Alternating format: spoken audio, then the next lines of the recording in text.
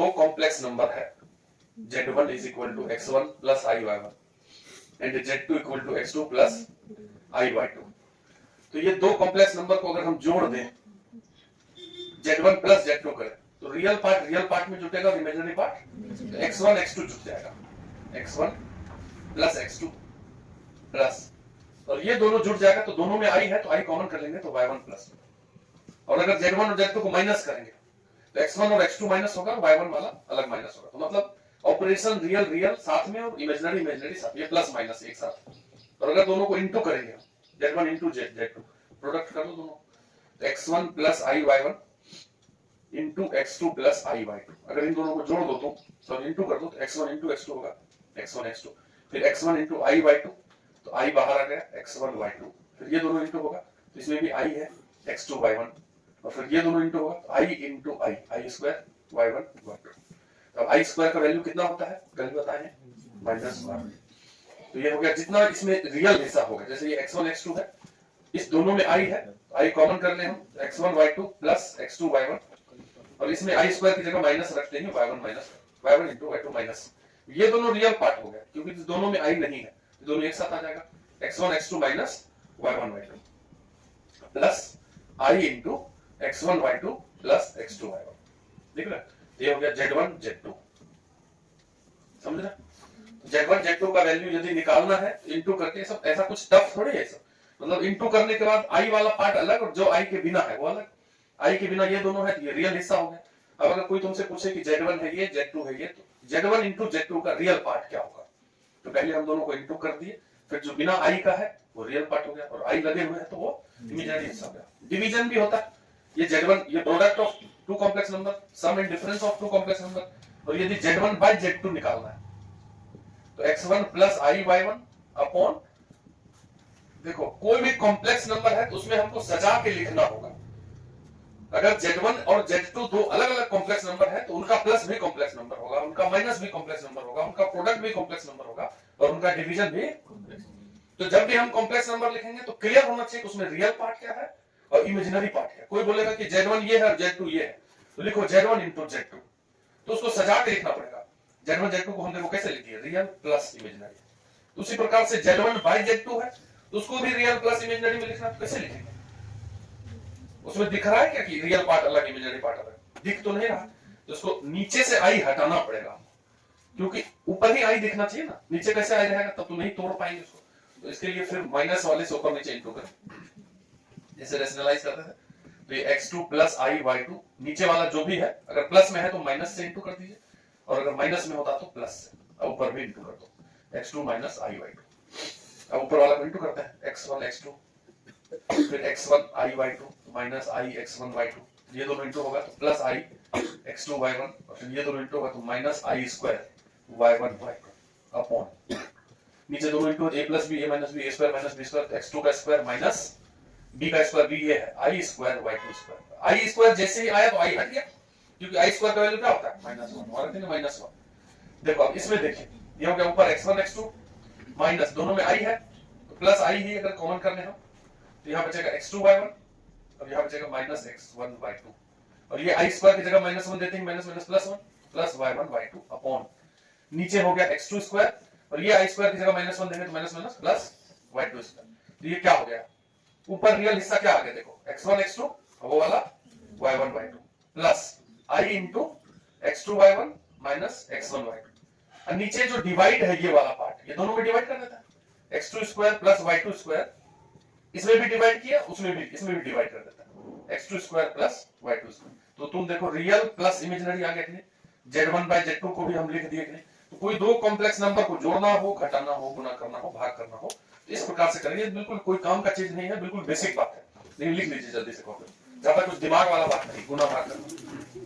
Complex number बराबर है नहीं, अगर z1 z2 वही है, नेक्स्ट पॉइंट में यदि हम बात करें z1 is equal to z2, तो x1 plus i y1 is equal to, अगर ये दोनों कॉम्प्लेक्स नंबर बराबर है, इसका दो ही मतलब है कि इसका रियल उसके रियल के बराबर होता होगा और इसका इमेजिनरी असली मतलब यही है, समझे?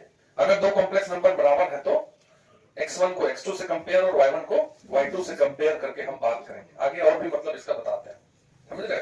एक क्वेश्चन छोटा सा लिखिए।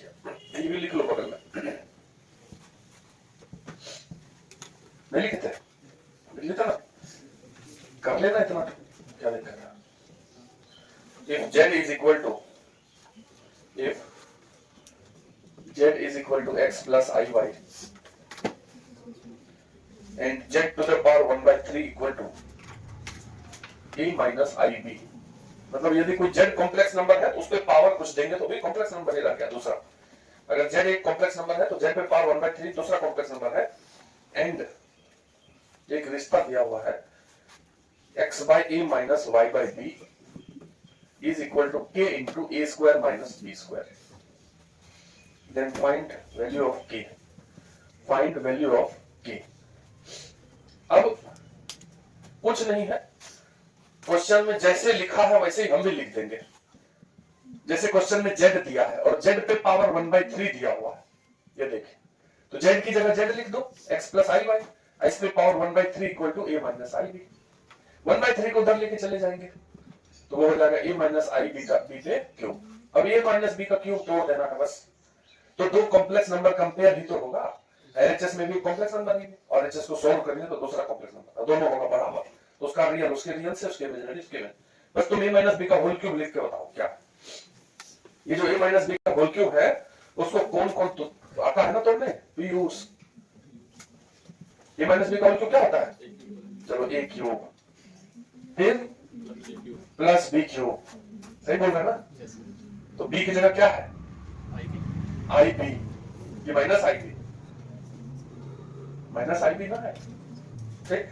अगर a प्लस b का होल क्यूब का बात करें तो a cube plus b cube plus 3 square b minus plus 3ab square, तो प्लस 3a स्क्वायर b, तो a स्क्वायर और b की जगह है माइनस आई b plus 3ab square minus आई बी का स्क्वायर।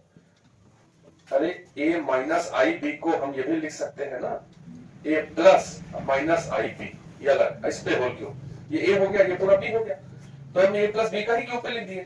a प्लस b का क्यूब होता है a cube plus b cube plus 3 square b plus 3ab square, b की जगह माइनस आई बी लिख दिए, एक स्टेप ज्यादा जाएगा, खत्म, कहीं कुछ सोचना नहीं है। x plus I Y is equal to a cube. अब ये क्या होगा, यहां निकलेगा माइनस आई क्यूब, निकलेगा ना, ये जो क्यूब करोगे तो माइनस आई क्यूब, तो माइनस और आई क्यूब का वैल्यू होता है माइनस आई, कल पढ़े थे, आई स्क्वायर का वैल्यू होता है माइनस 1, तो इसी में दोनों तरफ यदि आई इंटू करोगे तो ये हो जाएगा आई क्यूब, इधर आई इंटू करोगे तो माइनस आई, ठीक। अगर नहीं आता है ये पावर वाला मान लो तो कल का वीडियो देखना, डला हुआ है, देखिए लेना, नहीं तो आई स्क्वायर अगर माइनस 1 तो मान लो, तो इसी में दोनों तरफ आई इंटू करते चले जाओ, सब पावर निकल जाएगा।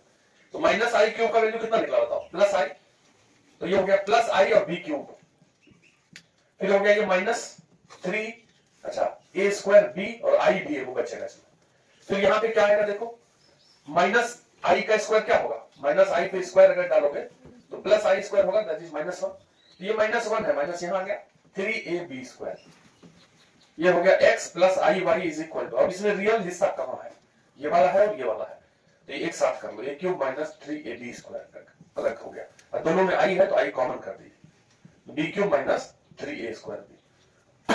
तो यदि ये दोनों बराबर है तो इसका मतलब x must be equal to this, इसका रियल और इसका रियल, x बराबर a cube minus 3ab square. हमारा क्वेश्चन में x बाय a है, इस दोनों से a कॉमन कर ले, इधर निकाल के नीचे कर लेते हैं, ये x यहाँ दोनों में a है कि नहीं है, तो बाहर निकाल के अंदर कर दे नीचे, तो वहां a निकाल लिए तो क्या बचेगा a स्क्वायर, वहां से भी a निकल गया, ये हो गया।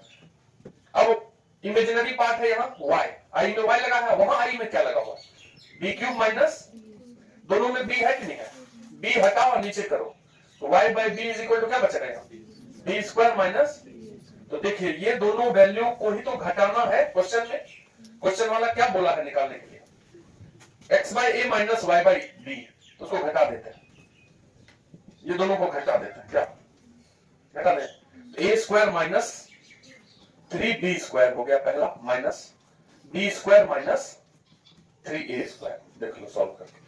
अब देखो ये a स्क्वायर है और माइनस माइनस प्लस 3 स्क्वायर, ये हो गया 4a square minus 3b square minus b square, 4b square, 4 common होगा तो a square minus b square, k की जगह क्या आ गया, अरे क्वेश्चन में दिया हुआ है कि इस दोनों को घटाने पे ऐसा आएगा जिसमें यहाँ k होगा और यहाँ ये होगा, तो आया ना वही चीज, k की जगह 4 आया तो k इक्वल टू 4 हो गया। Modulus and conjugate of a complex number,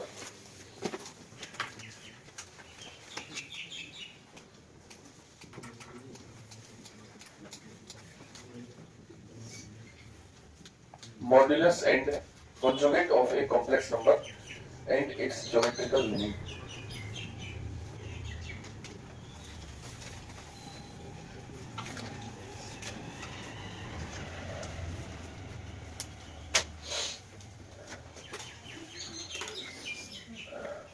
modulus क्या होता है बताइए?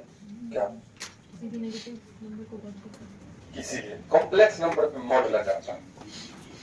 जैसे यदि x है और ऐसा लिखा हुआ है नंबर में, तो इसका मतलब होता है, अगर हम तुमको पहले भी बताए थे, यदि ऐसा लिखा हुआ है, इसका मतलब होता है x और a के बीच का डिस्टेंस है d। जैसे अगर कहीं ऐसा लिख दे हम x-1 का मॉड, इसका मतलब हुआ x से 1 का बीच का दूरी। अगर ऐसा कहीं लिखा हुआ है मॉड x-1, इसका ज्योमेट्रिकल मीनिंग होता है x और 1 के बीच का डिस्टेंस। और अगर यहाँ 3 लिख दे तो मतलब वो डिस्टेंस 3 है। इस मॉड का मतलब क्या हुआ? Distance between x and 1 is 3। ये बताए हैं हम। जैसे मान लो कि इसको और अच्छे से समझे हम, 1 और x के बीच का दूरी 3 है, इसका मतलब ये पता चला। अगर नहीं पता है तो पता अभी मानो, तो 1 को यदि यहां लिख ले हम, तो 1 से x का दूरी कितना है? 3 है। तो 1 से 3 इधर चलो स्टेप वाइज, 1 से 3 आगे चलेंगे तो क्या मिलेगा? 4। तो वही x है। और 1 से 3 यूनिट इधर हो जाओ, 1 माइनस 3 कितना होगा? -2। ये भी x है। यही दोनों x की जगह फिर जाके बैठेगा। देख लो जाके 4 जाके यहां रखोगे तो 4 - 1 कितना होगा? 3 सेट। -2 जाके रखो, -2 - 1 -3 का मॉड कितना होगा? 3 सेट हुआ कि नहीं हुआ? समझ रहे? तो डिस्टेंस वाला मेथड यही है मॉड में, कि यदि हम मॉड में कोई चीज लिख रहे हैं तो वो डिस्टेंस को ही शो करता है। डिस्टेंस भी कभी नेगेटिव नहीं होता और मॉड भी कभी नेगेटिव नहीं होता। मॉड का ज्योमेट्रिकल मीनिंग डिस्टेंस है हमेशा। अब क्या है वो बता रहे हैं। अगर इस फॉर्म में कहीं लिखा हुआ है, अगर लिखा हुआ मॉड x, इसका मतलब x का 0 से दूरी, ये ऐसा लिखा हुआ है। x का किससे दूरी? 0 से दूरी। अगर 3 है, इसका मतलब मॉड x इक्वल टू 3 है। तो आंसर तो पता है +-3 होगा। मॉड x इक्वल टू 3, तो x इक्वल टू क्या? मॉड हटाते ही +-। मीनिंग, ज्योमेट्रिकल मीनिंग से देखो कि 0 और x के बीच का दूरी 3 है, तो 0 नोट कर लिए, और 0 से 3 बढ़ जाएंगे दोनों तरफ। 0 से 3 उधर जाएंगे क्या मिलेगा? इधर जाएंगे क्या मिलेगा? मिला ना x y। समझ रहे बात को? तो mod z, modulus of z का पहले मॉड्यूलस बता रहे हैं।